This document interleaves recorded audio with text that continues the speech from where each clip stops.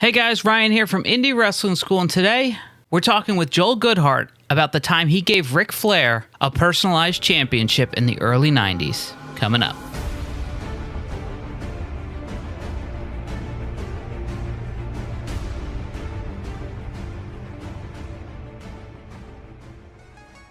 Hey guys, thanks for checking out this video. If you're new here, please consider subscribing below. We put out new videos every single week. Now, typically we feature feedback and stories related to inside pro wrestling. If you want to be a wrestling promoter, or a wrestling booker, or if you want to get into the independent wrestling scene. However, this was a story that I found interesting, and hopefully you do as well. So I had to include it here just because it really fascinated me. I have a number of different topics here that Joel Goodhart is going to talk about as far as his experiences inside of independent wrestling in the early 90s, and I think they're all worth watching. If you've never heard of Joel Goodhart, believe me, he's a fascinating storyteller. He's an interesting guy, and I would highly stress checking out these videos because he just does such an amazing job telling a story and giving you detailed information and thought and care behind every answer. But this one was just too good not to share, so I hope you enjoy it. And I had matches to this day. I mean, keep in mind, I'm out of the business since '92.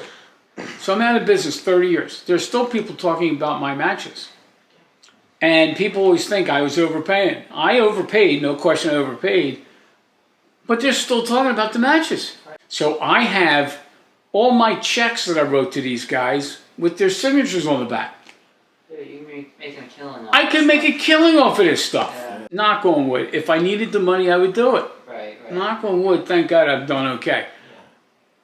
If I ever sit down, I swear to God, when we had, you guys may have heard I had a dinner with Ric Flair.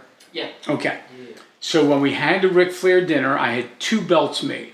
I had 2 belts made. One was given to Rick and one was for me. Okay. I took mine and actually put it on a plaque, and it's upstairs. You have it? I have it upstairs. No way. I have it right. I'm looking for a picture of this belt. I have it right upstairs. Have it right upstairs. Right, yeah, you guys are in the business. You'll probably figure that's who it was. Okay. And I have the belt. It's up. Now Flair has one. Flair has one, and I have the other. That's insane. Do you think Flair still has his? I asked Flair, and Flair didn't know what the I was talking about. Okay, I have a picture I took with Flair. Flair was at a dinner in Philly in April of 19 or 20, whatever it was, 19. And so I go up to Rick, and we talk a little bit. And he kind of remembered who I was. He said, "Do you ever know the belt was supposed to be on top of his fireplace?" And he looked at me like, "What are you?" I have no idea. So I have no clue. I have no clue. You know, the belt, it's pretty cool because when I look at the belt now, it brings back memories. I actually have it hanging on the wall up there. And you'll take a look at it. And it's weird. I have one room upstairs, which was my pool table. And there's a bunch of pictures that were on the wall from my wrestling days. And then a lot of pictures were taken off and sent to Scott Teal because it's going to be part of the book. Yeah. So eventually it's going to be all done. But there's 2 things I have upstairs. I got the Ric Flair belt. And then Freddie Blassie gave me one of his outfits.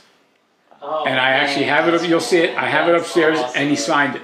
Like a museum up there. That's awesome. The rest of it's all closets. I mean, and now I can't get upstairs, so right. At some point I'll get it all taken care of. But after I get the pictures back from Scott Teal, I got to do something. Yeah, I do that. Well, it's weird because I've toyed with this. I could sell that belt. Oh. Okay? Dude. Knock on wood, I don't need the money.